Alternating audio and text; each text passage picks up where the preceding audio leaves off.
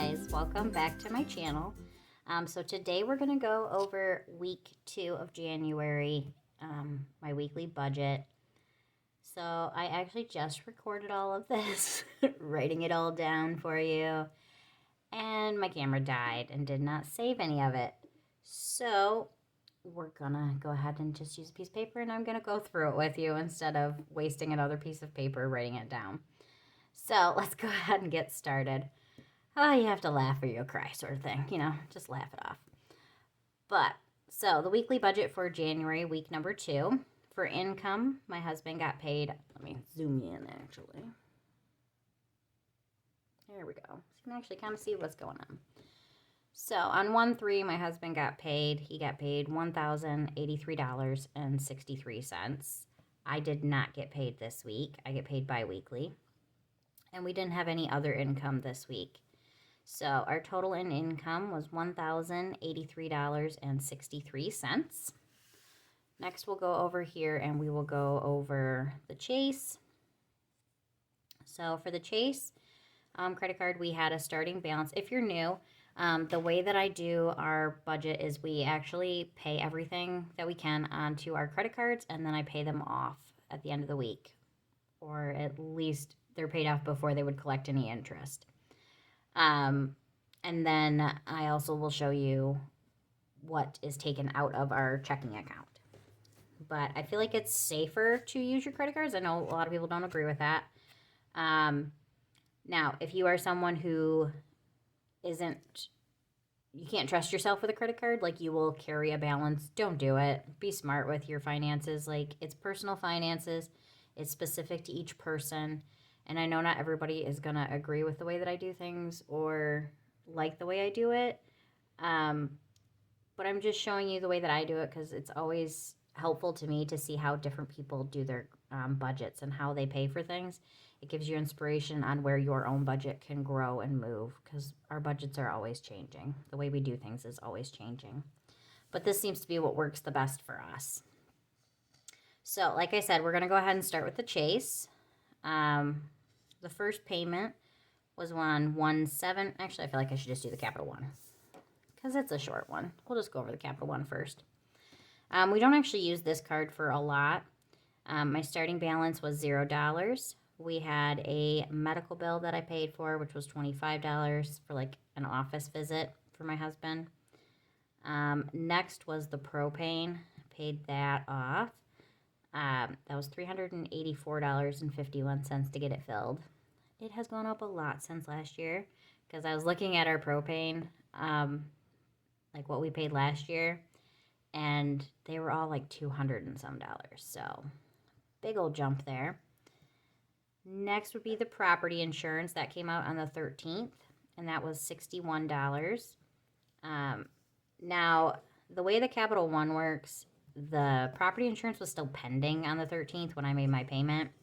So that will be reflected down here. So if you add it all up, sorry about that. So if you add it all up, you get a total of $470.51. And I was able to make a payment of $409.51, which leaves me a balance of $61. You can pay like a little bit extra on the Capital One, but you can't like pay. I couldn't pay $470.51. It wouldn't let me. So it is what it is. You just move along and keep on going. It still won't collect any interest because I'll just pay that next week. All right, so back to the Chase. On 1/7, this is the card we use the most. We got Taco Bell for dinner, so that was $20.13. Also on 1/7, my husband bought another game on the Oculus for $21.19. Also on 1/7, so this was Saturday, we actually ended up going out to dinner with a couple of friends. We had, some drinks while we were out and dinner, and that ended up being $89. That included the tip and everything. It was expensive, but it was a lot of fun. We had a great time with our friends. And then next is Home Depot. We went on 1/8. This was Sunday. We went and picked up the rest of our stuff from our old house. We did our last trip to get stuff out of the house. We still have stuff in the garage and everything, but We went there and my husband stopped at Home Depot because when we were moving stuff out, we realized there was a leak under our sink, and so he had to get a part to fix it. So that was $9.52. Well, he was hard at work. I went and got Taco Bell for breakfast. That was $6.36. Next on 1/8, I had to stop and put some gas in my car, so I stopped at Speedway and put some in the Trailblazer. I put $20 in. That was, because I don't drive around a ton, that was enough for a week. I just had to fill it back up again.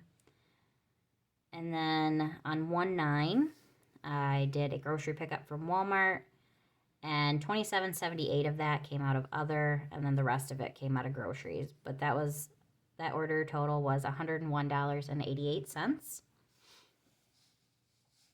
Next on 1/9, I had an awful headache. My husband actually got those groceries for me. He was a champ that day. He had that Monday off, and so he went and got groceries for me. But on 1/9, I had a horrible headache and just did not feel like cooking. So we ordered Cottage Inn pizza, and that was $53.90, which was a lot for pizza. Like, that was a lot of money. That being said, this was dinner for us on Monday night, and then we both had pizza for lunch Tuesday and Wednesday. So we got a lot of meals out of that. On 1/10, I went to Meijer and spent $81.97 there. On 1/11, I went to Walmart for grocery. It was $17.60. And then for other, it was $43.33. So I got charcoal, and I got some other things. I can't remember what all I got. Things we needed for the house. I think like dry shampoo and like just different stuff that we needed. And then I also went on that day to K&S Liquor. So I've been on the hunt for some peach schnapps and could not find it anywhere. I looked at Meijer when I was there. They didn't have any. They were out. I stopped at another grocery store. They were out. So this was on my way home. And I'm like, you know what? I'm going to stop here. And they had some, thankfully. So that was $29.21. Also on 1/11, I went ahead and paid our Spectrum payment. This is our internet, and that is $49.99. And then the last one was on 1/12. I went and got my nails done. They turned out cute. And that was $33.66. That actually comes out of my allowance money, so that's what I like to spend my money on. And then the total, if you add those up, is $577.74, and made a payment of $577.74 for a balance of $0. Chase will let you make a payment for whatever amount you want. It doesn't limit you to how much it says you owe at the time. So even though some of these transactions were still pending, it let me just go ahead and pay the whole thing off, which is why I also like this card. So then we're going to go ahead and go to payments. On 1/13, I went ahead and made the HELOC payment. That was $228.74.